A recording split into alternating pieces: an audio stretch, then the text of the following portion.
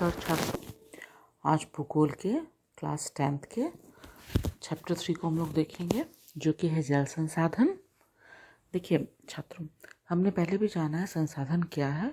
संसाधन वो है जो मानव की आवश्यकताओं की पूर्ति करते हैं, जो मानव की ज़रूरतों की पूर्ति करते हैं। ऐसे सभी चीज़ जो मानव के लिए उपयोगी हैं, ज़रूरी हैं, जिनका उपयोग मानव अपने जीवन को यापन करने और जीवन को सुलभ बनाने के लिए करता है, वो सारी चीज़ें संसाधन हैं, है ना। तो आइए उसके अंतर्गत हम देखते हैं जल संसाधन क्या है। कहानी, जो आपका चैप्टर है, पाठ है, उसको एक छोटी सी कहानी से शुरू करते हैं। तो एक लड़का है, वो बोल रहा है, चिंटू, पिंकी, क्या तुमने टीवी पर असम में आई बाढ़ पर दिल दहलाने वाली रिपोर्ट देखी है? हे भगवान, उसमें क्या प्रलय मचाई है। रातों में जो कुछ आया, रास्ते में जो कुछ आया बर्बाद कर दिया और बहा ले गई। तो आपने अक्सर हाँ टीवी पे देखा होगा, न्यूज़ आती है बाढ़ को लेकर, है ना। जो आपके बंगाल में है वो दामोदर, फिर बिहार में कोसी, ये सब को लेके काफ़ी आसाम तरफ आपकी ये ब्रह्मपुत्र, ये सब काफ़ी बाढ़ लाती है। तो ऐसे आपने रिपोर्ट काफ़ी टीवी में देखी होंगी। तो इसी तरह एक चिंटू नाम का लड़का है जो रिपोर्ट देखता है और अपनी फ्रेंड पिंको को इसके बारे में बताता है कि ऐसी बाढ़ आई कि रास्ते में जो भी कुछ था आया उसको बर्बाद कर दिया, बहा ले गया। तो फिर पिंकी कह रही है, हाँ चिंटू, मैंने देखा। क्या यह आश्चर्यजनक नहीं है कि जल जीवन भी दे सकती है और ले भी सकते हैं। बिल्कुल, जल के बिना तो हमारा जीवन असंभव है ना, और दे भी सकता है और ले भी सकता है। हम पानी के बिना क्या करेंगे?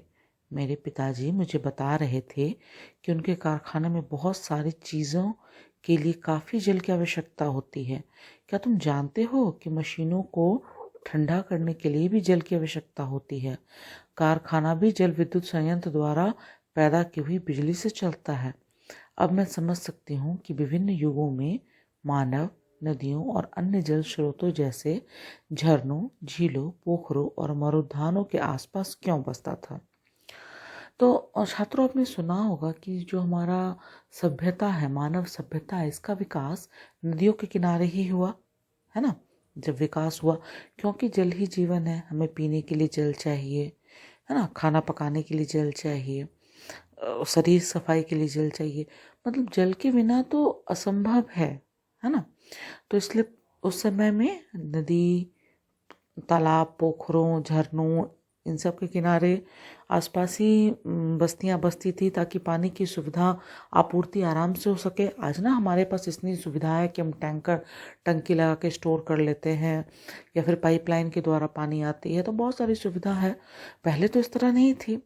तो पानी, जल जो है वो आपके लिए मतलब जीवन भी है, और उससे आपको बहुत ज़्यादा बर्बादी भी हो सकती है। जल से आप बिजली भी उत्पन्न कर सकते हैं, है ना। जल से कारखानों में हर जगह बिना जल के तो संभव ही नहीं है कुछ। जैसे भी आपने देखा, मशीन ठंडा करने के लिए, मशीन की सफाई के लिए हर जगह जल की आवश्यकता है ना। विद्युत संयंत्र, इलेक्ट्रिसिटी पैदा करने के लिए जल चाहिए। तो बहुत सारा मतलब जल का उपयोग हमारे लिए एक मूल्यवान उपयोग है। आगे देखते हैं। जैसा कि आप जानते हैं कि 3/4 धरातल जल से ढका हुआ है। बिल्कुल, हम जानते हैं ना, हमारी पृथ्वी 3/4 जल से ढकी हुई है, परंतु इसमें प्रयोग में लाने योग्य अलवणीय जल का अनुपात बहुत कम है। देखिए, 3/4 तो जल है, लेकिन लवणीय है ना, लवण की मात्रा उसमें ज़्यादा है। तो और जो उपयोग में लाने वाली है वो बहुत ही कम है। यह अलवणीय जल हमें सतही अपवाह और भौम जल स्रोतों से प्राप्त होता है। सतह पे जो जल होते हैं, जैसे नदी, है ना, झरने, और जो ये भौम जल है, भूमि के अंदर पाए जाने, अंदर जो जल मिलता है, जैसे ट्यूबवेल वगैरह खोद के या फिर कुआं वगैरह खोद के अंदर से जल निकाला जाता है ना, वही भौम जल हुआ, जिसका लगातार नवीकरण और पुनर्भरण जलीय चक्र द्वारा होता है। ठीक है।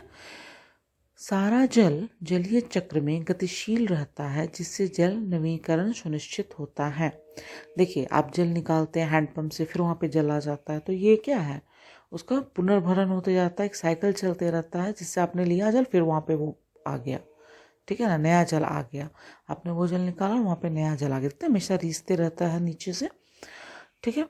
आपको आश्चर्य हो रहा होगा कि जब पृथ्वी का 3/4 भाग जल से घिरा है और जल एक नवीकरण योग्य संसाधन है, तब भी विश्व के अनेक देशों और क्षेत्रों में जल की कमी कैसे है। हाँ, ये तो सोचने वाली बात है ना, कि अभी तो आप कह रहे हो जल नवीकरण है ना, और 3/4 जल से भरा हुआ है, तो फिर भाई जल की कमी कैसे। लेकिन अभी तो हमने ऊपर देखा ना कि 3/4 जो जल है वो क्या है, लवणीय है ना, सैलिनिटी की मात्रा, सॉल्ट की मात्रा उसमें ज़्यादा है, नमक की मात्रा, लवण की मात्रा, है ना। देखिए, ऐसी भविष्यवाणी क्यों की जा रही है कि 2025 में 20 करोड़ लोग जल की नितांत कमी झेलेंगे। मतलब आने वाले जो 2025 है उसमें जल की काफ़ी कमी देखने को मिलेगी, है ना।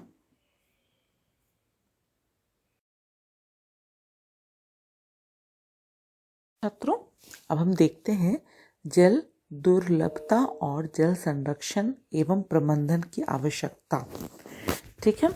इसमें देखिए, जल के विशाल भंडार और इसके नवीकरण योग्य गुणों के होते हुए भी यह सोचना भी मुश्किल है कि हमें जल की दुर्लभता का सामना करना पड़ेगा, है ना। हमें तो, हमारे पास तो धरातल पर 3/4 जल है ना, और ये जल जल जो है वो नवीकरण भी होता है, फिर भी मतलब हमारे पास जल की दुर्लभता होगी। ये कैसे होगी, देखते हैं। जैसे ही हम जल की कमी की बात करते हैं तो हमें तत्काल ही कम वर्षा वाले क्षेत्रों या सूखाग्रस्त इलाकों का ध्यान आता है। जैसे कम वर्षा राजस्थान के साइड होता है ना, और सूखाग्रस्त क्षेत्र उसी साइड जहाँ पे कम वर्षा होगी। हमारे मानस पटल पर तुरंत राजस्थान के मरुस्थल और जल से भरे मटके संतुलित करती हुई और जल भरने के लिए लंबा रास्ता तय करती पनिहारिन जो पानी भरती हैं, के चित्र चित्रित हो जाते हैं, है ना। आपने देखा होगा राजस्थान की तस्वीर, या प्रचार में, टीवी पे, ऐड में, पिक्चरों में, राजस्थान में पानी की काफ़ी कमी होती है, औरतें माथे पे मटके लेके काफ़ी दूर दूर से जल लेकर जाती हैं, कभी तो जल भी नहीं मिलता। तो यह सच है कि वर्षा में वार्षिक और मौसमी परिवर्तन के कारण जल संसाधनों की उपलब्धता में समय और स्थान के अनुसार भिन्नता है ना। जहाँ पे वर्षा पड़ती है और जहाँ पे वर्षा नहीं पड़ती है, मौसमी परिवर्तन, जहाँ पे गर्मी ज़्यादा पड़ती है, गर्मी कम पड़ती है, तो इनके कारण स्थान स्थान में जल की भिन्नता है, जल के अनुपात में। परंतु अधिकांशतया जल की कमी इनके अतिशोषण, अत्यधिक प्रयोग और समाज के विभिन्न वर्गों द्वारा जल के असमान वितरणों के कारण होती है। देखिए, ये कारण तो है कि वर्षा के कारण जल की कमी होना, सूखाग्रस्त क्षेत्र होना, लेकिन उससे भी ज़्यादा क्यों प्रॉब्लम्स आती, समस्या क्यों आती हैं, हम जल का अतिशोषण करते हैं, है ना।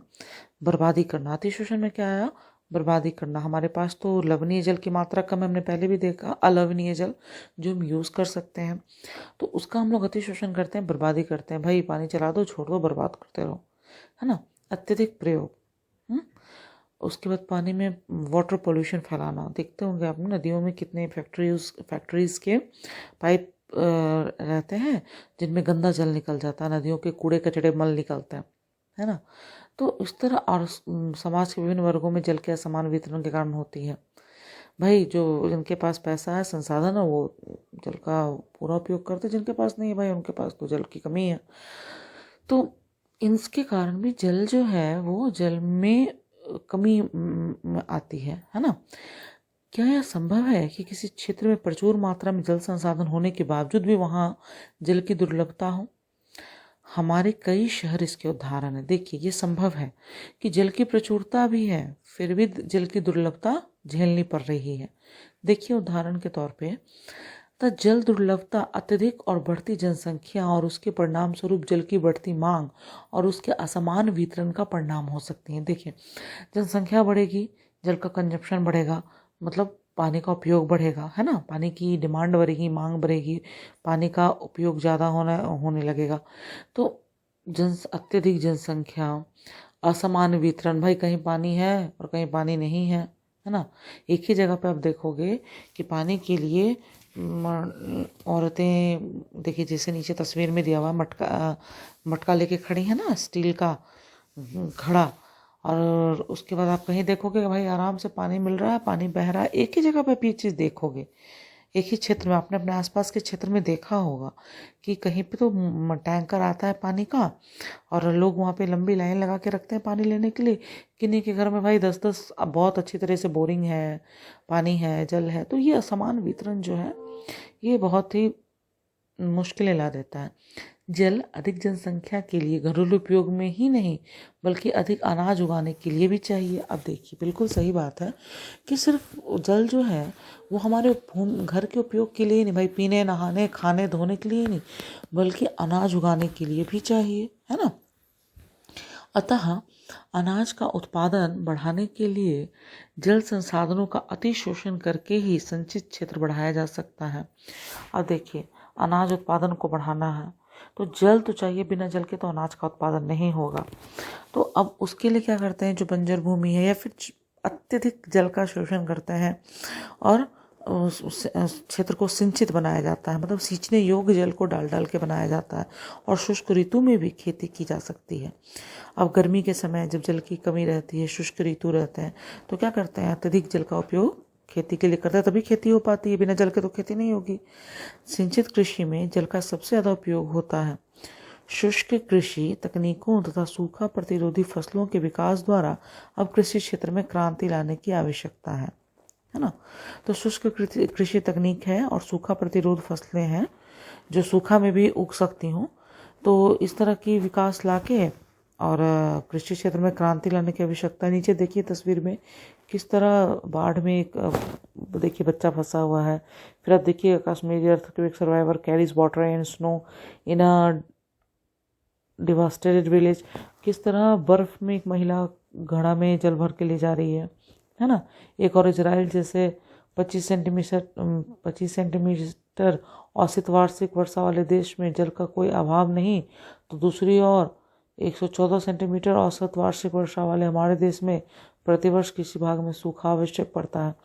तो इस तरह का जल का वितरण, जल होने के कारण भी बहुत सारी चीज़ें हैं जिसके कारण जल की पर्याप्त मात्रा जो है वो पूर्ति नहीं हो पा रही है।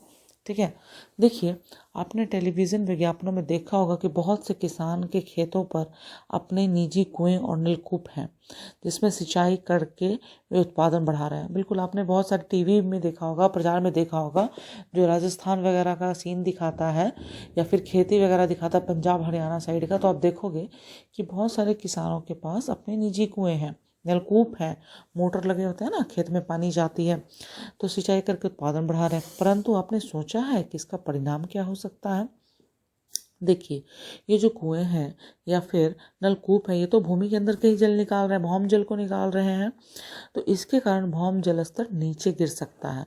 अगर हम अत्यधिक उपयोग करेंगे तो क्योंकि लवणीय जल हमारे पास कम है तो वो जल तो खत्म होगा ना, खेती में हम निकालते जा रहे हैं और खेती में बहुत अत्यधिक लगता है और लोगों के लिए जल की उपलब्धता में कमी हो सकती है और भोजन सुरक्षा खतरे में पड़ सकती है।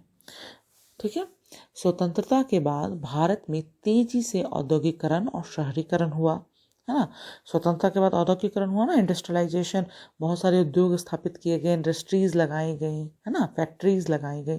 शहरीकरण हुआ अर्थात गांव से लोग शहर की तरफ आने लगे या शहर में बदलाव होने लगा, पेड़ों की कटाई होने लगी, उसको शहर में तब्दील किया गया, है ना, और विकास के अवसर प्राप्त हुए। आजकल हम हर जगह बहुराष्ट्रीय कंपनियां MNCs सुनते हैं ना, बहुराष्ट्रीय कंपनियां, बड़ी बड़ी कंपनीज होती हैं, बड़े औद्योगिक घरानों के रूप में फैली हुई हैं। उद्योगों की बढ़ती हुई संख्या के कारण अलवणीय जल संसाधनों पर दबाव बढ़ रहा है। अभी मैंने आपको पहले बताया कि फैक्ट्रीज क्या करती हैं कि अपने जितने भी गंदगी है ना, उसको क्या करती है, जल में बहा देती है, नदी में उसके निकाल के रख देते हैं नाला और वो नदी में चला जाता है। फैक्ट्रीज से इस तरह से नाला बनाया जाता है कि फैक्ट्रीज की सारी गंदगी जो है वो जल पे चली जाती है। अब नदी का जल तो आपका अलवनीय है, हमारे यूज़ का है, और वो पूरा क्या होता है, नदी का जल पॉल्यूटेड हो जाता है, प्रदूषित हो जाता है। तो इसके कारण क्या हो रहा है, उद्योगों की बढ़ती हुई संख्या के कारण अलवनीय जल संसाधनों पर दबाव बढ़ रहा है। उद्योगों को अधिक जल के अलावा उनको चलाने के लिए ऊर्जा की भी आवश्यकता होती है। देखिए, उद्योग जब कोई चलता है तो अभी हमने ऊपर भी देखा कि फैक्ट्रीज में जो है वो जल का बहुत उपयोग है। ऐसा तो नहीं होता है ना, जल के बिना तो कुछ भी नहीं हो सकता। जल का उपयोग है, बहुत से कामों में जल का उपयोग है, और उसके साथ साथ उसको ऊर्जा भी चाहिए, है ना। बिना एनर्जी के तो कोई मशीन काम नहीं करेगी, और इसकी काफ़ी हद तक पूर्ति जल विद्युत से होती है।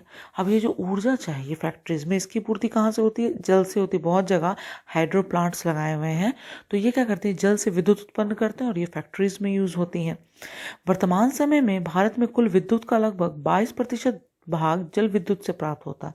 अब देखिए, भारत में जितने विद्युत हैं वर्तमान में, उसका 22% भाग जो है वो जल विद्युत से प्राप्त होता है। इसके अलावा शहरों की बढ़ती संख्या और जनसंख्या तथा शहरी जीवन शैली के कारण न केवल जल और ऊर्जा की आवश्यकता में बढ़ोतरी हुई है, अपितु इससे संबंधित समस्याएं और भी गहरी हुई हैं।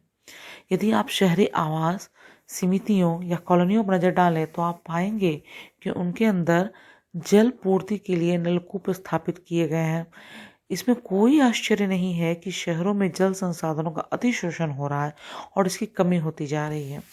अब देखिए, जनसंख्या बढ़ रहा है, शहरीकरण बढ़ रहा है, तो लोग क्या हो रहा है ना, पानी को, गांव में क्या था, पानी को बहुत ही सीमित तरीके से अभी भी आप देखोगे तो यूज़ करते हैं, लेकिन शहरों में जो है बढ़ती जनसंख्या और शहरीकरण के कारण जो शहरी जीवन शैली, उसमें जल का बहुत ज़्यादा उपयोग हो रहा है। शहर में जिस तरह से लोग जीते हैं, है ना, तो उस तरह में बहुत पानी की बर्बादी हो रही है। और जो फैक्ट्री, ये आपकी कॉलोनीज़ हैं, शहरी आवास हैं, समितियाँ, आप देखते हो कि कॉलोनी पे कॉलोनी बने हुए, तो क्या इन लोग क्या मतलब अपना पर्सनल नलकूप स्थापित किया गया है इन लोग के लिए। इससे क्या, तो भूमिगत जल तो आप ले रहे हो और उसका पर्सनलाइज यूज़ कर रहे हैं, अपने से खुद से यूज़ कर रहे हैं ज़्यादा, तो शहरी तरीक़ों से यूज़ कर रहे हैं, शहरी जीवन शैली के तरीक़ों से, तो जल की बहुत उपयोगिता, जल का शोषण बहुत अधिक बढ़ रहा है, जल संसाधन का शोषण, जिससे जल की कमी होती जा रही है। अब तक हमने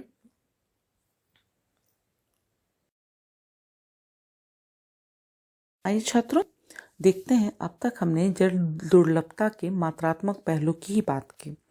आओ हम ऐसी स्थिति के बारे में विचार करें जहां लोगों की आवश्यकता के लिए काफ़ी जल संसाधन है, परंतु फिर भी इन क्षेत्रों में जल की दुर्लभता है। देखिए, मतलब आवश्यकता पूर्ति के लिए जल संसाधन पूरा है, वहाँ पे दिख रहा है जल है भाई, लेकिन इन क्षेत्रों में फिर भी जल की दुर्लभता है। अब ऐसा कैसे हो सकता है, तो ऐसे हो सकता है, यह जल दुर्लभता जल की खराब गुणवत्ता के कारण हो सकती है। देखिए, जल तो है, बट उसकी जो यूज़ करने का जो उसका क्या बोलते हैं, गुणवत्ता है, उसकी क्वालिटी है, वो क्या है, वो खराब है। अब तो खराब क्वालिटी के जल आप पी नहीं सकते हो, बहुत सारी चीज़ों में आप खाना बनाने में भी उपयोग नहीं ला सकते हो, तो जल है फिर भी आपके लिए यूज़फुल नहीं है। पिछले कुछ वर्षों से यह चिंता का विषय बनता जा रहा है कि लोगों की आवश्यकता के लिए प्रचुर मात्रा में जल उपलब्ध होने के बावजूद यह घरेलू और औद्योगिक अपशिष्टों, रसायनों, कीटनाशकों और कृषि में प्रयुक्त उर्वरकों द्वारा प्रदूषित है और मानव उपयोग के लिए खतरनाक है। देखिए, अभी हमने ऊपर में पढ़ा कि जो इंडस्ट्रीज होते हैं, औद्योगिक होते हैं, क्या करते हैं, अपना अपशिष्ट, रसायन, ये सब क्या करते हैं, नदी में बहा देते हैं। किसान क्या करते हैं, खेतों में अत्यधिक कीटनाशक का उपयोग करते हैं, और वो क्या होती है, वर्षा के द्वारा बह के फिर नदियों में चली जाती है। कृषि में प्रयुक्त उर्वरक प्रदूषित जल को भी प्रदूषित करती है, वो भूमिगत जल में भी जाती है, मिट्टी के अंदर से, और उसके बाद मानव द्वारा उपयोग के लिए, तो इस तरह के जल जो नदी में चले गए हैं, तो ये क्या करते हैं, वाटर को पोल्यूटेड बना देते हैं। पढ़ा है ना, वाटर प्रदूषण, जल प्रदूषण।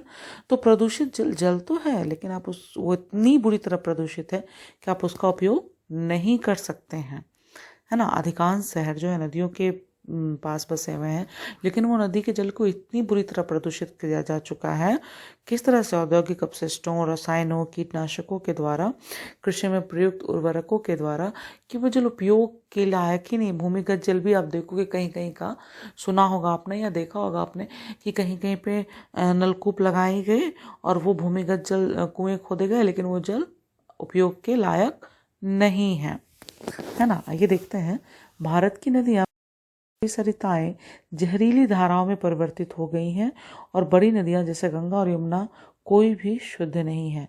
बढ़ती जनसंख्या, कृषि आधुनिकीकरण, नगरीकरण और औद्योगिकरण का भारत की नदियों पर अत्यधिक दुष्प्रभाव है और हर दिन गहराता जा रहा है। इससे संपूर्ण जीवन खतरे में है।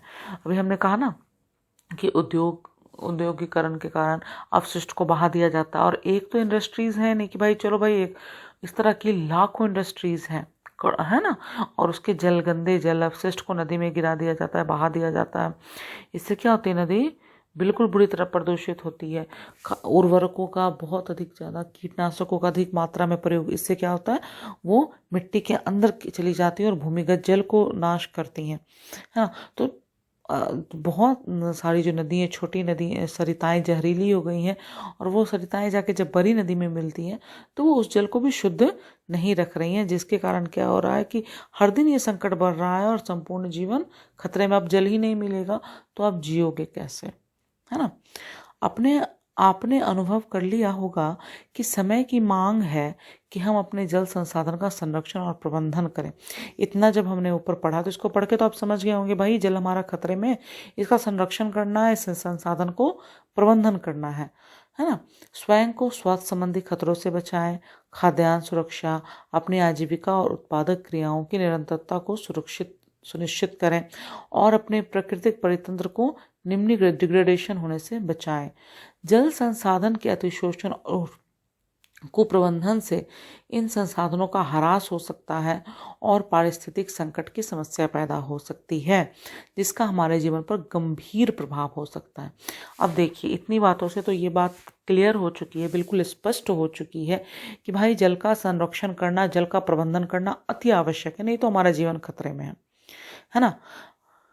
अपनी आजीविका के लिए, उत्पादक क्रियाओं के लिए, भाई शुद्ध जल रहेगा तभी तो कृषि होगी। अब वो नदी के पोल्यूटेड जल से तो आप अनाज नहीं उगा लोगे ना, सूख जाएंगे, अनाज उगेंगे ही नहीं।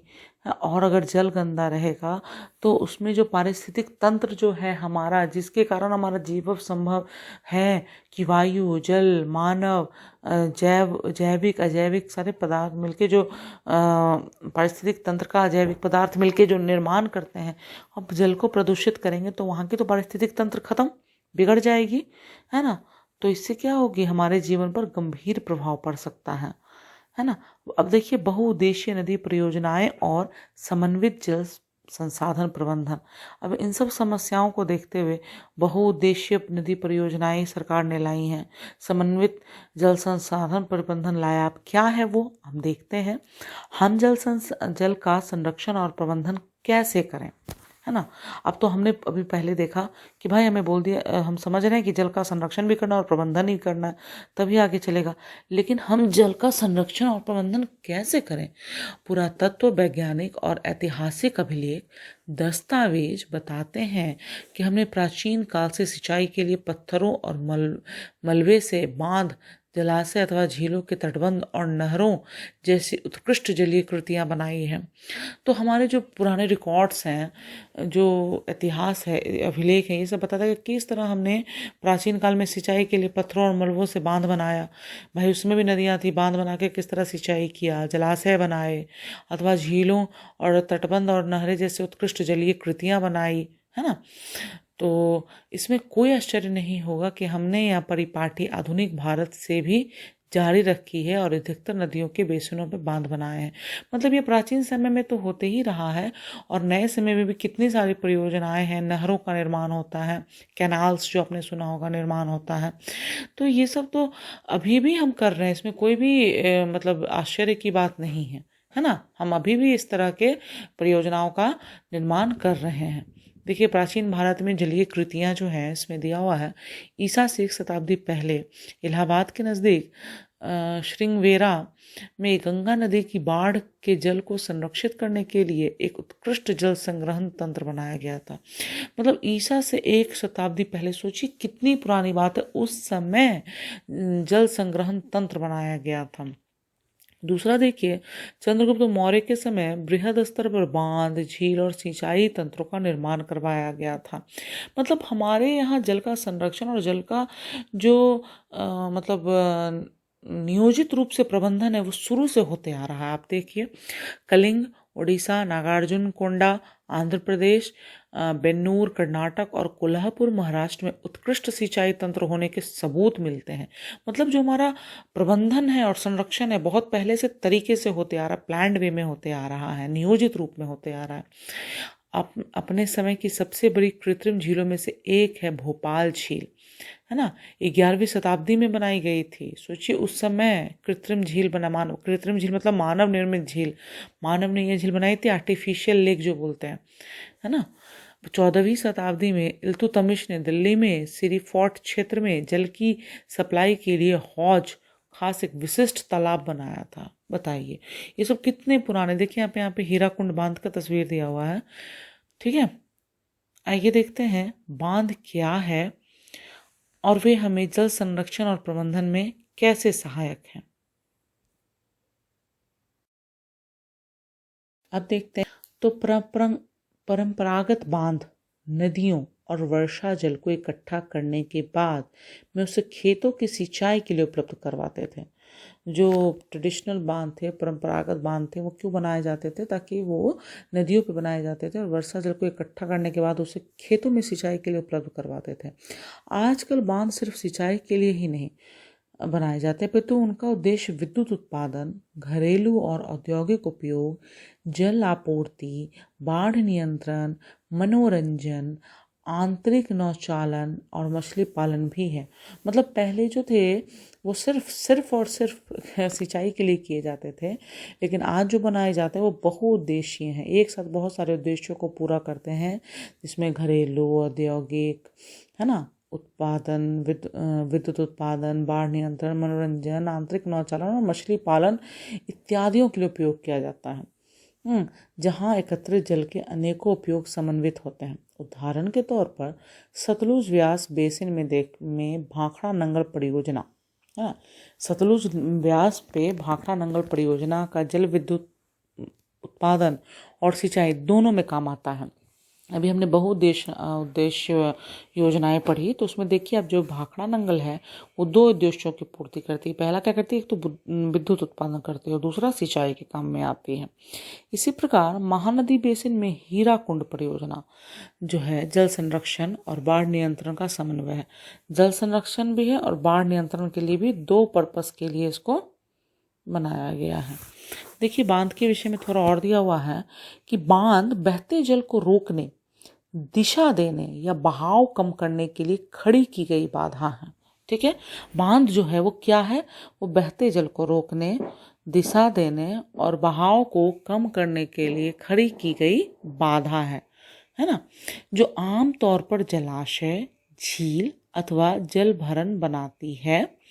बांध का अर्थ जलाशय से लिया जाता है, ना कि इसके ढांचे से। अधिकतर बांधों में एक ढलवा हिस्सा होता है, इसके ऊपर से या अंदर से जल रुक रुक कर या लगातार बहता है। बांधों का वर्गीकरण उनकी संरचना और उद्देश्य या ऊंचाई के अनुसार किया जाता है।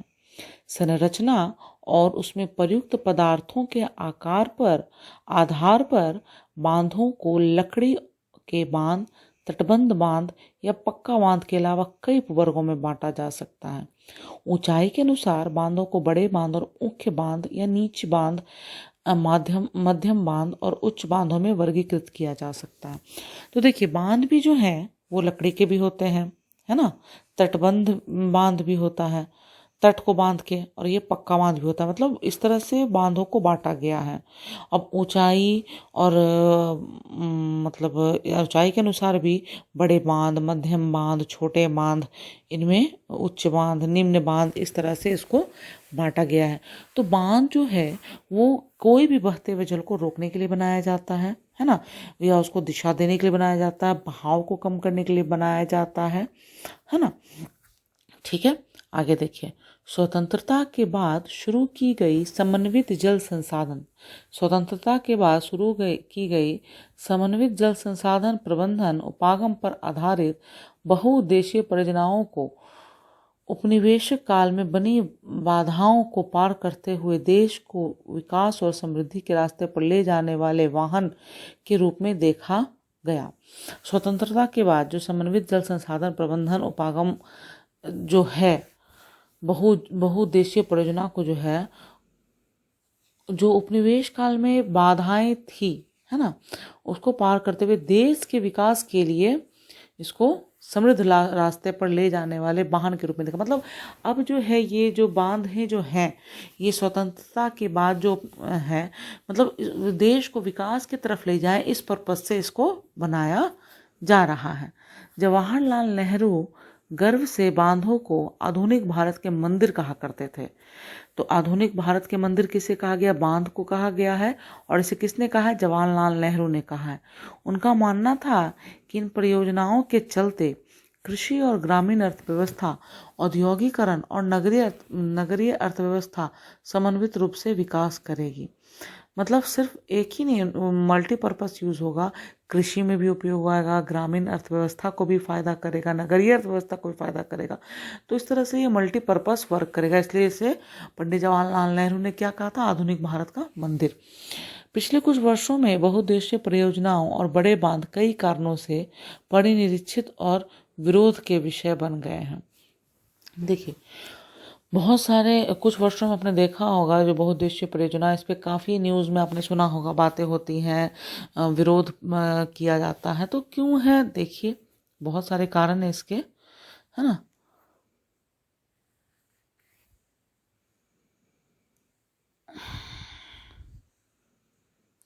नदियों पर बांध बनाने और उनका बहाव नियंत्रित करने से उनका प्राकृतिक बहाव अवरुद्ध होता है। बिल्कुल, अभी हमने ऊपर देखा कि बहते हुए जल को रोकने और या उसको दिशा देने के लिए बांध बनाया जाता है। अब अगर नदियों पर आप बांध बनाएंगे तो उसका क्या होगा? जो नेचुरल बहाव है, तो बहाव जो नियंत्रित करने से उनका प्राकृतिक बहाव अवरुद्ध होता है। बिल्कुल अवरुद्ध होगा। अब कहीं पे आप रोक देंगे, जल को बहाइए और बीच में कुछ उसको रोकने के लिए लगा दीजिए, तो देखिएगा कि उनका जो नेचुरल बहाव है वो तो रुक जाएगा, है ना। इसके कारण तलछट बहाव कम हो जाता है और अत्यधिक तलछट जलाशय की तली पर जमा हो जाता है। अब देखिए, हमने पहले भी पढ़ा है कि नदी जब बहती है ना, ड्रेनेज में पढ़ा है ना 9th में, नदी जब बहती है तो अपने साथ तलछट को लेकर बहती है ना। तो वो क्या होता है, जब आप बांध बना दिए तो तलछट का बहाव बिल्कुल कम हो जाता है और जलाशय के पास तलछट जमा होता रहता है, जिससे नदी का तल अधिक चट्टानी हो जाता है और नदी जलीय जीव आवासों में भोजन की कमी हो जाती है ना। बांध नदियों को टुकड़ों में बांट देते हैं, जिससे विशेषकर अंडे देने की ऋतु में जलीय जीवों का नदियों में स्थानांतरण अवरुद्ध हो जाता है। अब देखिए, बांध के कारण क्या होता है, नदी जो तो टुकड़ों में बढ़ जाती है, क्योंकि नदी तो बहती आ रही, से बहना है और आप बीच में कुछ खड़ा कर दोगे तो कुछ, देखिए, पानी इधर चला जाएगा, पानी उधर चला जाएगा। पानी तो अपना रास्ता ढूंढता है बहने के लिए। तो इससे क्या होता है, जो अंडे देने वाले जो प्राणी होते हैं, जो जलीय प्राणी होते हैं, वो क्या होता है, जलीय जीव जो होते हैं, नदी में स्थानांतरण जो उनका होता है अवरुद्ध हो जाता है। वो एक जगह रुक जाते हैं ना, वहाँ पे आके आप बांध बना दिया है तो आपने। बाढ़ के मैदान में बनाए जाने वाले जलाशयों द्वारा वहाँ मौजूद वनस्पति और मिट्टियाँ जल में डूब जाती हैं। अब आप बांध बना दोगे तो पानी आके वहाँ जमा होने लगेगा, तो वहाँ का जो जलाशय है और मौजूद वनस्पति है वो क्या होगी, पानी में डूब जाएगी, जो कालांतर में अपशिष्ट घटित हो जाती है, अपघटित हो जाती है। बहुउद्देशीय परियोजनाएं और बड़े बांध नए पर्यावरणीय आंदोलन जैसे नर्मदा बचाओ आंदोलन, सुना होगा आपने। तो ये बहुउद्देशीय परियोजनाएं हैं और बड़ा बांध है और टिहरी बांध आंदोलन के कारण भी बन गए हैं। इन परियोजनाओं का विरोध मुख्य रूप से स्थानीय समुदायों के बृहद स्तर पर विस्थापन के कारण है। अब कहीं आप नदी को रोक के बांध बना रहे हो तो वहाँ के जो स्थानीय लोग हैं उनका विस्थापन हो रहा है, इसके कारण वहाँ पे विरोध जारी है। आमतौर पर स्थानीय लोगों को उनकी जमीन, आजीविका और संसाधन से लगाव एवं नियंत्रण देश के बेहतरी के लिए कुर्बान करना पड़ता है। बिल्कुल, अगर आप वहाँ पे बांध बना रहे हैं, परियोजना बना रहे हैं, बड़े बड़े बांध बना रहे हैं, तो उसके लिए उनकी ज़मीन चाहिए, है ना। स्थानीय लोगों की ज़मीन, आजीविका, जो वहाँ पे रहते तो उनकी आजीविका वहाँ पे रहते, उनके संसाधन से जो लगाव होते हैं, तो ये सब को उनको कुर्बान करना पड़ता है। इसलिए अगर स्थानीय लोगों को इन परियोजनाओं का लाभ नहीं मिल रहा है तो किसको मिल रहा है? शायद जमींदारों और बड़े किसानों को, या उद्योगपतियों और कुछ नगरीय क्षेत्रों को। अभी हमने ऊपर पढ़ा ना कि जो संसाधन का असमान वितरण है, कुछ ही लोग के पास ये संसाधन जा रहे हैं और कुछ लोग जो हैं बिल्कुल संसाधन से परे रह रहे हैं।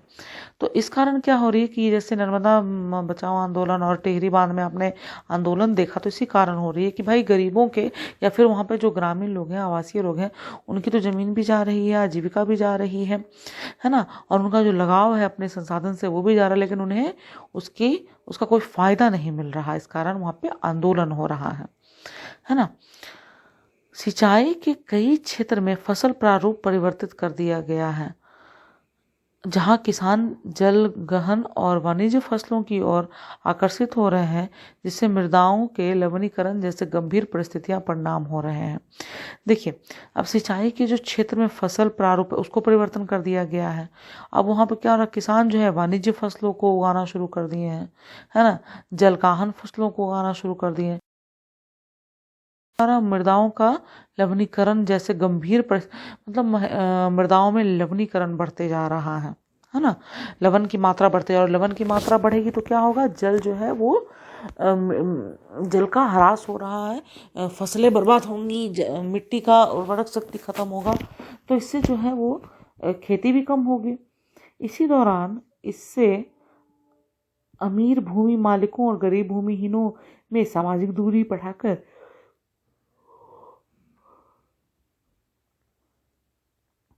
सामाजिक परिदृश्य बदल दिया। अब क्या हो रहा है, जिनके पास पैसा है वो क्या कर रहे हैं कि वाणिज्य फसलों, मतलब भाई उगा लो, प्रॉफिट कमाने के लिए ना जल का सोच रहे हैं ना भूमि का सोच रहे हैं। लेकिन जो भूमिहीन और गरीब तबके के लोग हैं वो तो बड़े पैमाने पर इस तरह के काम नहीं कर पा रहे, और उससे क्या हो रहा है, उनका भी विनाश हो रहा है, उनकी भूमि भी जा रही है, जल जा रहा है। तो इससे सामाजिक परिदृश्य बदल गया है। जैसा कि हम देख सकते हैं कि बांध उसी जल के अलग अलग उपयोग और लाभ चाहने वाले लोगों के बीच संघर्ष पैदा करते हैं, है ना। हमने भी देखा कि बांध बन गया तो कितने लोगों को प्रॉब्लम होने लगा, है ना, क्योंकि अभी हमने देखा ना, जमीन कुर्बान करना पड़ता है, संसाधन कुर्बान करना पड़ता है, आजीविका जो वहाँ के लोग हैं, तो छोटे से पैमाने पे तो बनता नहीं है भाई, बड़े पैमाने पे बनता है, बड़ी ज़मीन का टुकड़ा लगता है। तो इससे क्या हो रहा है कि अलग अलग उपयोग और चाहने वालों को संघर्ष पैदा कर रहा है। अब देखिए, गुजरात में साबरमती बेसिन में सूखे के दौरान नगरीय क्षेत्रों में अधिक जल आपूर्ति देने से पर परेशान किसान उपद्रव पर उतारू हो जाता है। अब गुजरात में साबरमती इलाका है, तो उसमें क्या हो रहा है कि साबरमती सूखा जब पड़ता है तो नगरीय क्षेत्रों को जल आपूर्ति कराने के चक्कर में किसानों को जल की कमी हो रही है, जिससे किसान उपद्रव कर रहे हैं। बहुउद्देशीय परियोजनाओं के लागत और लाभ के बंटवारे को लेकर अंतर्राष्ट्रीय झगड़े आम होते जा रहे हैं।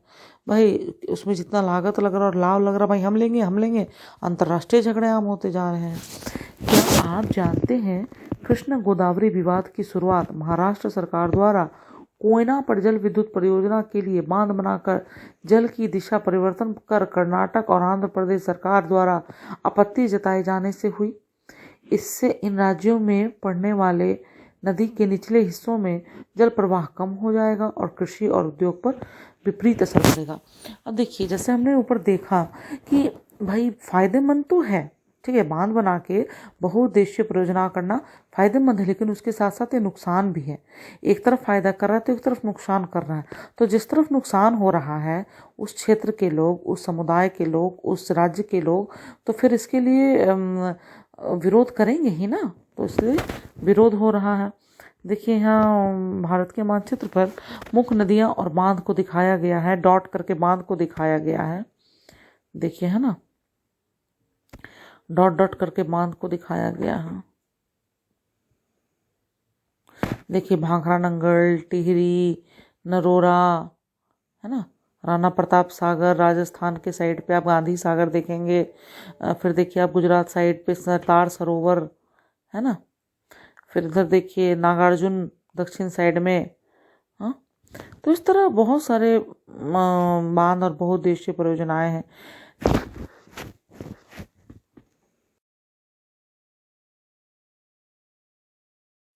नदी परियोजनाओं पर उठी अधिकतर आपत्तियां उनके देशों में विफल हो जाने पर हैं। यह एक विडंबना ही है कि जो बाढ़ नियंत्रण करने के लिए बनाए जाते हैं, उनके जलाशयों में तलछट जमा होने से वही बाढ़ आने के कारण बन जाते हैं। देखिए बिल्कुल अभी हमने ऊपर देखा है कि बांध जो हैं वो बाढ़ को नियंत्रण करने के लिए बनाए जाते हैं, है ना। लेकिन वही बांध जो है वो बाढ़ कैसे ले आते हैं। देखिए ये भी हमने ऊपर पढ़ा कि जो नदियाँ अपने साथ तलछट लाती हैं, उनका जमाव हो जाता है ना। बांध जहाँ पे बनता है उसी के आसपास जमा हो जाएगा, क्योंकि नदी तो फिर बह नहीं पाती उस फोर्स में, नदी के जल को रोका जाता है वहाँ पे। तो तलछट जब जमा हो जाएगा तो पीछे से तो पानी आ रहा है नदी का, तो उससे क्या होगा, वहाँ पे बाढ़ हो जाएगा, बिल्कुल बाढ़ हो जाएगा। पानी तो आ रहा है भाई, और फिर पानी आके वहाँ पे क्या होगा, आसपास के इलाकों में पानी तो रास्ता ढूंढता है। अत्यधिक वर्षा होने की दिशा में तो बड़े बांध भी कई बार बाढ़ नियंत्रण में असफल रहते हैं। अगर अत्यधिक वर्षा हो गई है तो बड़े बड़े बांध भी जो हैं बाढ़ नियंत्रण नहीं कर पाते हैं। आपने पढ़ा होगा कि वर्ष 2006 में महाराष्ट्र और गुजरात में भारी वर्षा के दौरान बांधों से छोड़े गए जल की वजह से बाढ़ की स्थिति और भी विकट हो गई थी। अब देखिए पीछे से तो जल आ रहा है, वर्षा का जल नदी में मिलके, और भी सब जो जल आ रहा है, तो भाई उसको भी नहीं छोड़ेगा बांध के सहारे, तो फिर पीछे बाढ़ आएगा जो जमा हो रहा है। और इधर पानी छोड़ा तो फिर पूरा और भी बाढ़ की और भी भयावह स्थिति हो गई। तो इन बाढ़ों से न केवल जान माल का नुकसान होता है, अपितु बृहद स्तर पर मृदा अपरदन भी होता है। बिल्कुल, पानी तो अपने साथ फिर मृदा के ऊपर तलछट को बहा के ले जाएगी, तो मृदा का अपरदन होगा ना। जो मृदा का उपजाऊ भाग है वो तो बह के कहीं और चला जाएगा, तो मृदा का अपरदन हुआ, मृदा भी बह के चली गई, मृदा वहां से दूसरी जगह चली गई भारी बहाव के साथ। बाढ़ के जलाशय पर तलछट जमा होने का अर्थ यह भी है कि यह तलछट, जो कि एक प्राकृतिक उर्वरक है, बाढ़ के मैदानों तक नहीं पहुंचती, जिसके कारण भूमि निम्नीकरण की समस्याएं बढ़ती हैं। देखिए तलछट जमा हो जा रहा है, और तलछट जो है वो प्राकृतिक उर्वरक है, क्योंकि नदी जो अपने साथ, हमें अपने ऊपर देखा था ना, खादर और बांगर मिट्टी लाती है ना। मृदा संसाधन में देखा था कि वो मृदा संसाधन कितना उपयोगी है। तो ये प्राकृतिक उर्वरक है और बाढ़ के मैदानों तक पहुंच नहीं पाती है, जिसके कारण भूमि निम्नीकरण की समस्याएं बढ़ जाती हैं, है ना। यह भी माना जाता है कि बहुउद्देशीय योजनाओं के कारण भूकंप आने की संभावना भी बढ़ जाती है, और अत्यधिक जल के उपयोग से जल जनित बीमारियां, फसलों में कीटाणु जनित बीमारियां और प्रदूषण फैलते हैं।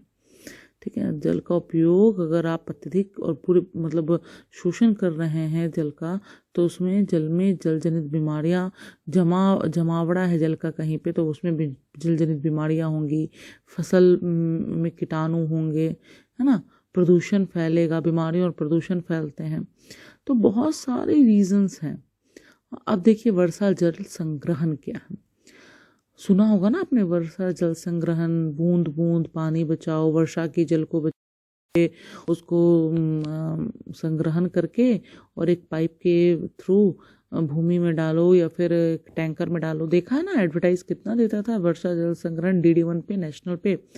और वर्षा जल संग्रहण के बारे में सुना भी होगा, बहुत सारी परियोजनाएं चल रही हैं। तो बहुत से लोगों का मानना है कि बहुउद्देशीय परियोजनाओं के लाभप्रद असर और उन पर उठे विवादों के चलते वर्षा जल संग्रहण तंत्र इसके सामाजिक, आर्थिक और पारिस्थितिक तौर पर व्यवहार विकल्प हो सकते हैं। क्योंकि अब देखिए हमने भी देखा कि बहुउद्देशीय परियोजनाओं के कारण जो है विवाद भी काफ़ी हो रहा है भाई, क्योंकि इससे किसानों का नुकसान हो रहा है, आसपास के जो ना मतलब ग्रामीण है या फिर बसिंदे हैं उनको नुकसान हो रहा है बहुत बुरी तरीके से। फिर अंतर्राष्ट्रीय झगड़े भी हो रहे हैं, हमने भी ऊपर देखा ना। तो इन सब और उसके बाद बाढ़, हमने देखा भी बाढ़ किस तरह से परेशान करता है बांध बनाने से। फिर ज़्यादा जल का हर तरह से यूज़ करने से जल भी प्रदूषित होता है, लवणीकरण आ जाता है जल में। तो इन सब को देखते हुए वर्षा जल संग्रहण जो है वो एक सही विकल्प नज़र आता है ना। भाई वर्षा हमारे यहाँ होती है, उसको जल संग्रहित कर सकते हैं भाई, है ना। प्राचीन भारत में उत्कृष्ट जलीय निर्माणों के साथ साथ जल संग्रहण ढांचे भी पाए जाते हैं। तो प्राचीन जो उत्खनन से प्राप्त हो रहे हैं, प्राचीन भारत के इतिहास को पलट के देखोगे तो वहाँ पे भी जल संग्रहण के कई ढांचे पाए जाते हैं। लोगों को वर्षा पद्धति और मृदा के गुणों के बारे में गहरा ज्ञान था उस समय, है ना। प्राचीन जो लोग थे उन्हें ये सब चीज़ का बहुत गहरा ज्ञान था। उन्होंने स्थानीय पारिस्थितिकीय परिस्थितियों और उनकी जल आवश्यकता अनुसार वर्षा जल, भौम जल, नदी जल और बाढ़ जल संग्रहण के अनेक तरीके विकसित कर लिए थे। तो हमारे जो पूर्वज थे, जो प्राचीन लोग थे, उन्होंने उसी समय वर्षा जल, नदी जल और बाढ़ जल संग्रहण, भौम जल, इस सब के लिए बहुत सारे तरीके विकसित कर लिए थे। पहाड़ी और पर्वतीय क्षेत्रों में लोगों ने गुल अथवा कुल, पश्चिमी हिमालय में जैसी वहिकाएं बनाई थी, नदी की धारा का रास्ता बदलकर खेतों में सिंचाई के लिए बनाई हैं। ये जो गुल और कुल थे, ये नदी की धाराओं को रास्ता बदलकर खेतों में ले गए और उसके सिंचाई के लिए प्रयोग करने लगे। पश्चिमी भारत, विशेषकर राजस्थान में पीने का जल एकत्रित करने के लिए छत वर्षा जल संग्रहण, देखिए आप यहाँ चित्र भी दिया हुआ है, हैंडपंप के माध्यम से पूर्ण भरण। तो छत वर्षा जल संग्रहण का तरीका आम था। पश्चिम बंगाल में बाढ़ के मैदान में लोग अपने खेतों की सिंचाई के लिए बाढ़ जल वहिकाएं बनाते थे। शुष्क और अर्धशुष्क क्षेत्रों में खेतों में वर्षा जल एकत्रित करने के लिए गड्ढे बनाए जाते, देखते हैं ना कितनी जगह तालाब बनाए जाते हैं, गड्ढे बनाए जाते हैं, और उसमें फिर वर्षा में जल संग्रहण हो जाता है और उससे फिर खेती होती है, ताकि मृदा को सिंचित किया जा सके और संरक्षित जल से खेती के लिए उपयोग में लाया जा सके। राजस्थान के जिले जैसलमेर में खादीन और अन्य क्षेत्र में जोहड़ इनके उदाहरण है ना। इस तरह के खादीन और जोहड़ जो है, इस तरह के गड्ढे बना बना के जल को संरक्षित किया जाता है। ये राजस्थान में आपको देखने मिलेगा, जिससे खादीन और जोहड़ बोलते हैं। राजस्थान के अर्धशुष्क और शुष्क क्षेत्र, विशेषकर बीकानेर, फलोदी और बाड़मेर में लगभग हर घंटे में पीने का पानी संग्रहित करने के लिए भूमिगत टैंक अथवा टांका हुआ करते थे, है ना। तो वर्षा जल को संग्रहण करने के लिए भूमिगत टैंक अथवा टांका बनाया गया था। इसके आकार एक बड़े कमरे जितना हो सकता है। फलोदी में एक घर में 6.1 मीटर गहरा, 4.27 मीटर लंबा और 2.44 मीटर चौड़ा टांका था। टांका यहाँ सुविकसित छत वर्षा जल संग्रहण तंत्र का अभिन्न हिस्सा होता है। देखिए आप यहाँ पे हैंडपंप के माध्यम से पूर्ण भरण दिखा रहा है ना, छत से कैसे पाइप लगा हुआ है और वो पानी फिर भूमि में आया और फिर वो हैंडपंप से कैसे निकाला जा रहा है।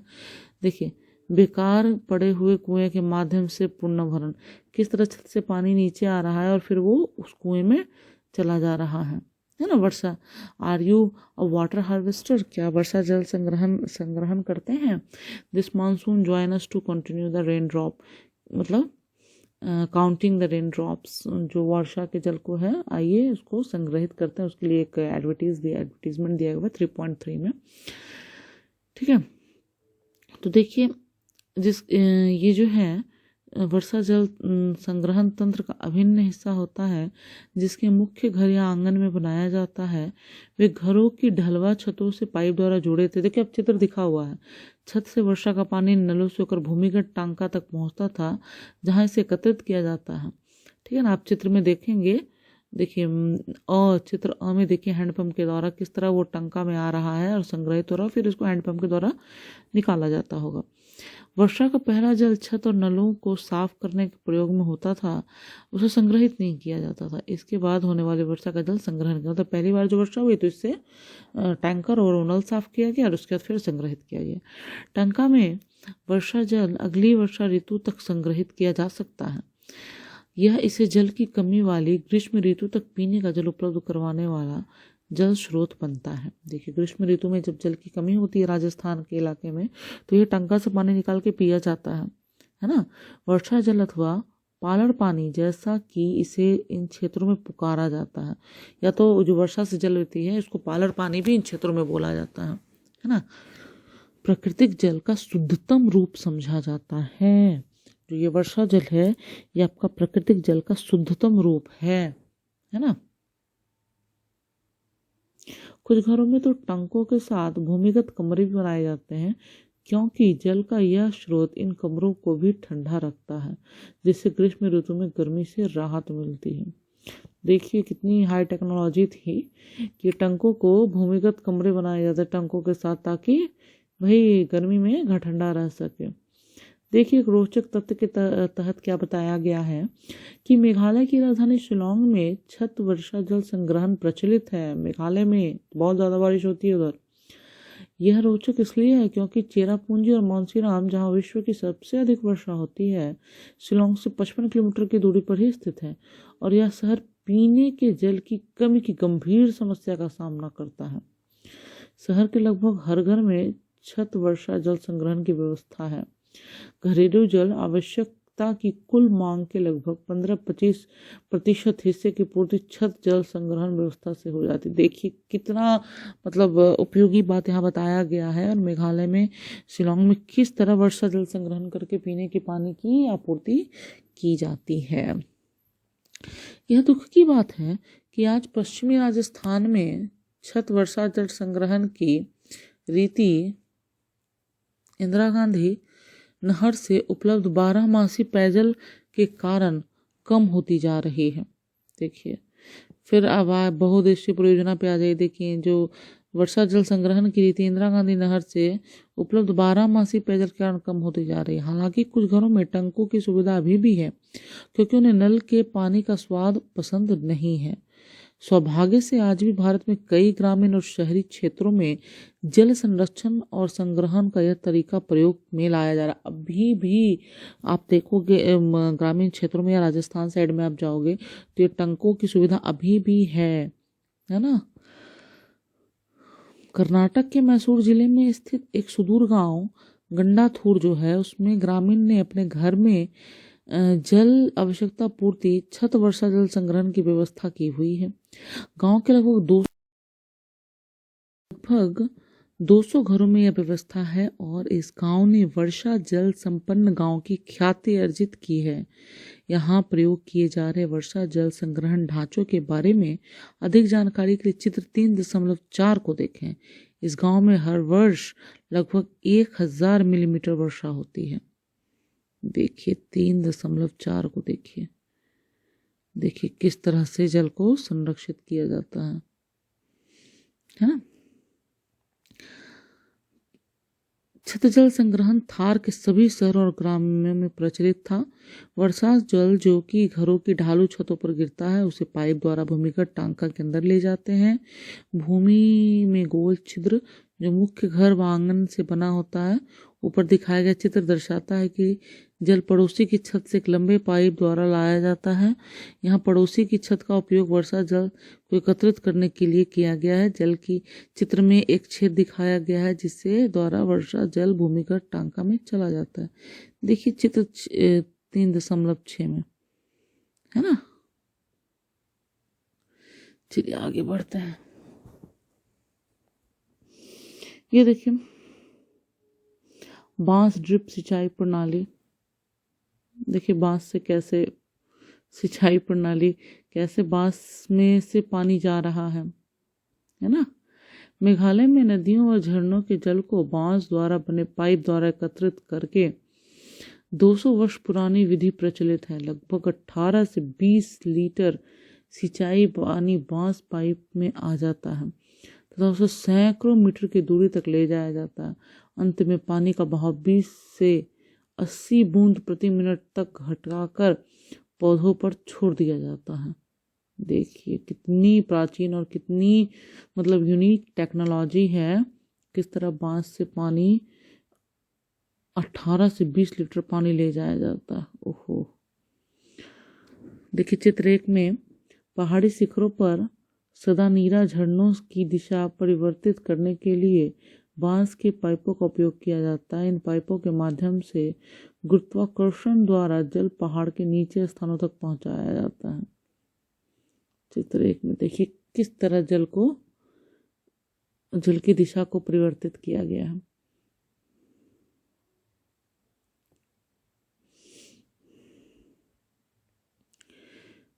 तो यहाँ हर गांव में लगभग 1000 मिलीमीटर वर्षा होती है और 10 भराई के साथ यहाँ संग्रहण दक्षता 80% है। यहाँ हर घर लगभग प्रत्येक वर्ष 50,000 मीटर जल का संग्रहण और उपयोग कर सकता है। 200 घरों द्वारा हर वर्ष लगभग 10 लाख लीटर जल एकत्रित किया जाता है। सोचिए कितनी बड़ी बात है। वर्षा के द्वारा ऐसे क्षेत्रों में जहाँ जल की अनुपलब्धता है या फिर जल पीने योग्य नहीं है, उस तरह वर्षा जल संग्रहण करके इतने लीटर पानी जमा किए जाते हैं और उपयोग में लाए जाते हैं। एक रोचक तथ्य में देखिए, तमिलनाडु का एक ऐसा राज्य जहाँ पूरे राज्य में हर घर में छत वर्षा जल संग्रहण ढांचों का बनाना आवश्यक कर दिया गया है। इन संदर्भ में दोषी व्यक्तियों पर कानूनी कार्रवाई हो सकती है। कितनी अच्छी सरकार की पहल है। इससे क्या होगा, वर्षा जल संग्रहण होगा और पानी की आपूर्ति हमेशा पूरी होगी, सभी को मिलेगी। और पीने का पानी जो अलवणीय जल है, क्योंकि ये प्रकृति का सबसे शुद्ध जल माना गया है, इसलिए ये सबको बहुत। छात्रों, अब पार्ट 3 चैप्टर 3 की क्वेश्चन आंसर्स को कर लेते हैं। जल संसाधन। तो पहला प्रश्न बहुवैकल्पिक प्रश्न है। नीचे दी गई सूचनाओं के आधार पर स्थितियों को जल की कमी से प्रभावित या जल की कमी से अप्रभावित में वर्गीकृत कीजिए। ठीक है, तो एक तरफ जल की कमी कर देंगे और एक तरफ जल की कमी से प्रभावित और एक तरफ जल की कमी से अप्रभावित, है ना।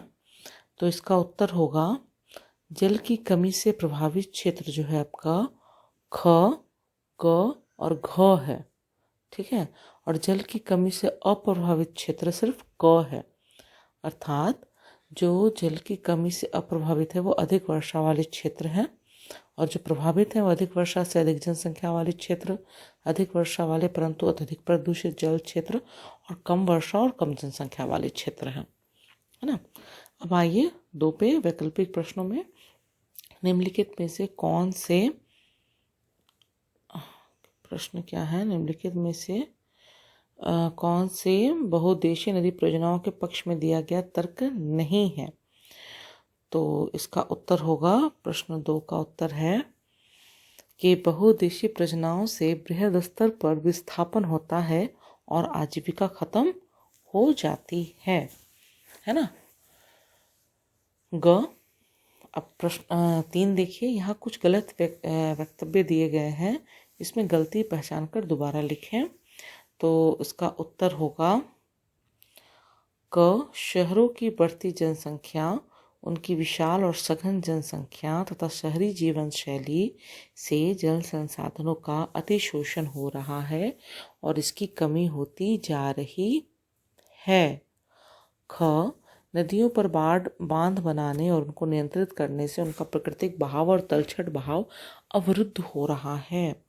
ग, गुजरात में साबरमती बेसिन में सूखे के दौरान शहरी क्षेत्रों में अधिक जलापूर्ति देने पर परेशान किसान उपद्रव करने पर उतारू हो गए हैं।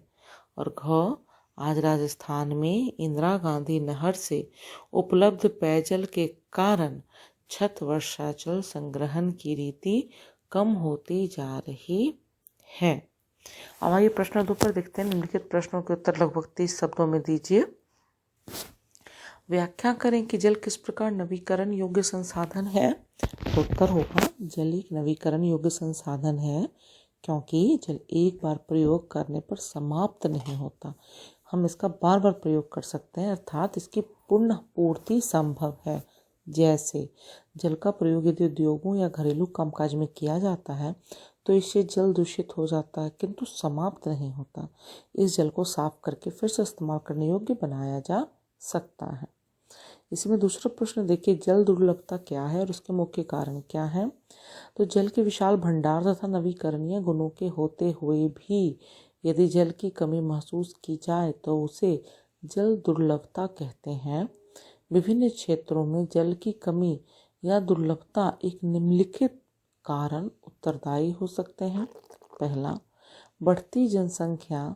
जल अधिक जनसंख्या के घरेलू उपयोग में ही नहीं बल्कि अधिक अनाज उगाने के लिए भी चाहिए। अतः अनाज का उत्पादन बढ़ाने के लिए जल संसाधनों का अतिशोषण करके सिंचित क्षेत्र को बढ़ा दिया जाता है। दूसरा, जल का असमान वितरण। भारत में बहुत से ऐसे क्षेत्र हैं जहाँ सूखा पड़ता है, वर्षा बहुत कम होती है। ऐसे क्षेत्रों में भी जल दुर्लभता या जल की कमी देखी जा सकती है। तीसरा पॉइंट देखिए, निजी कुएं या नलकूप। बहुत से किसान अपने खेतों में निजी कुएं व नलकूप से सिंचाई करके उत्पादन बढ़ा रहे हैं, किंतु इसके कारण लगातार भूजल का स्तर नीचे गिरता जा रहा है और लोगों के लिए जल की उपलब्धता की कमी हो सकती है। औद्योगिकरण। स्वतंत्रता के बाद औद्योगिकरण के कारण भारत में अलवनीय जल संसाधनों पर दबाव बढ़ गया है। उद्योगों को ऊर्जा की आवश्यकता होती है जिसकी पूर्ति जल विद्युत से की जाती है। इस कारण भी जल की कमी का सामना करना पड़ रहा है। ठीक है। तीसरा देखिए, बहुउद्देशीय परियोजनाओं से होने वाले लाभ और हानियों की तुलना करें। नदियों पर बांध बनाकर एक साथ कई उद्देश्यों को पूरा किया जाता है, जैसे बाढ़ नियंत्रण, सिंचाई, विद्युत उत्पादन तथा मत्स्य पालन। ऐसी योजनाओं को बहुउद्देशीय परियोजनाएं कहा जाता है। इन परियोजनाओं से कुछ लाभ होते हैं तो कुछ हानियां भी होती हैं। लाभ देखिए, नदियों पर बांध बनाकर केवल सिंचाई ही नहीं की जाती अपितु इनको उद्देश्य विद्युत उत्पादन, घरेलू उत्पादन, मछली उत्पादन, जल उत्पादन, बाढ़ नियंत्रण, मनोरंजन, आंतरिक नौचालन का भी पालन है। इसलिए बांधों को बहुउद्देशीय परियोजनाएं भी कहा जाता है। यहाँ एकत्रित जल के अनेक उपयोग समन्वित होते हैं। हानियाँ देखिए, नदियों पर बांध बनाने और उनका वहाँ बहाव नियंत्रित करने से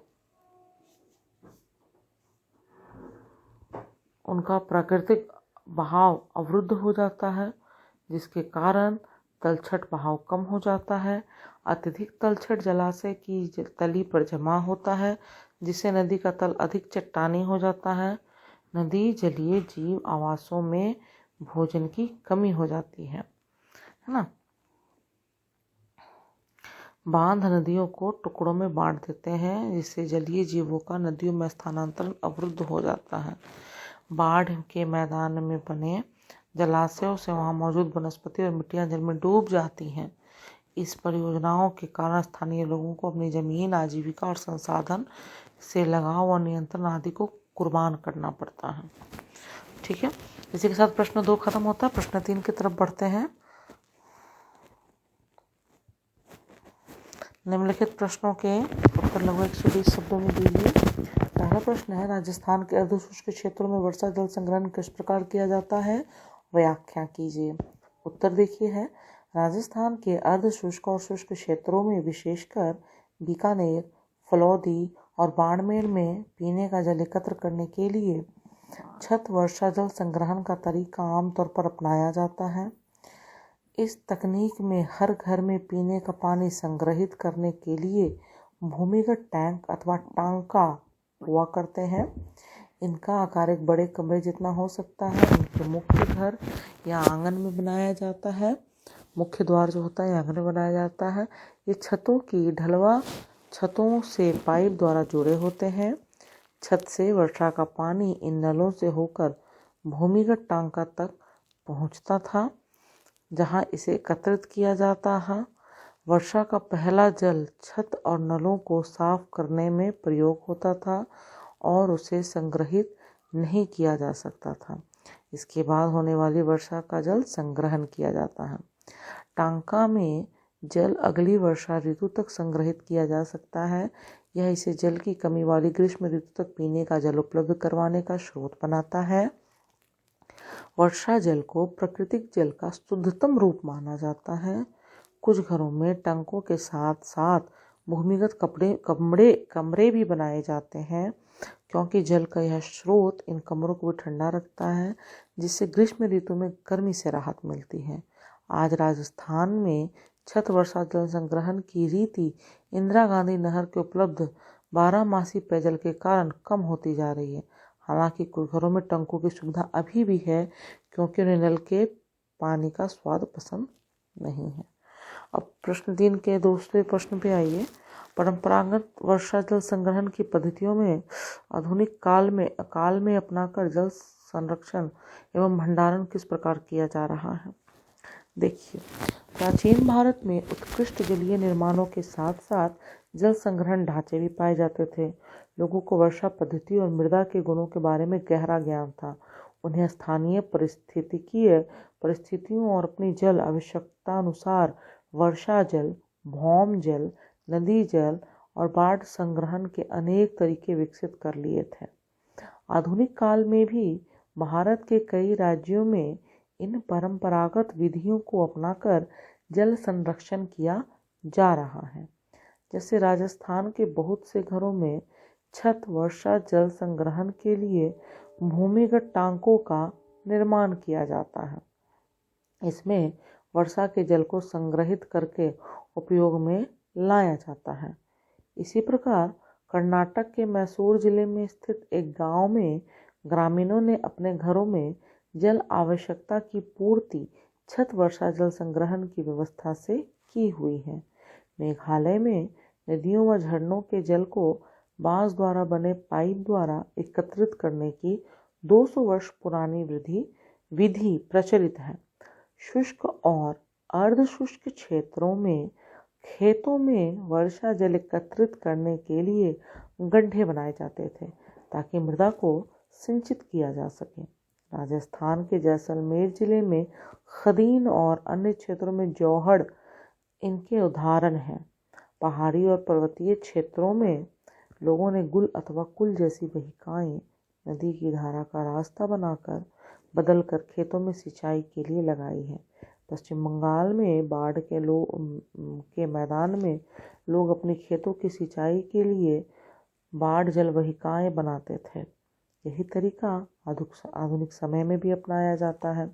इस प्रकार हम देखते हैं कि देश के विभिन्न क्षेत्रों में आधुनिक काल में भी परंपरागत वर्षा जल संग्रहण की पद्धतियों को अपनाकर जल संरक्षण एवं भंडारण किया जा रहा है। इसी के साथ छात्रों, धन्यवाद।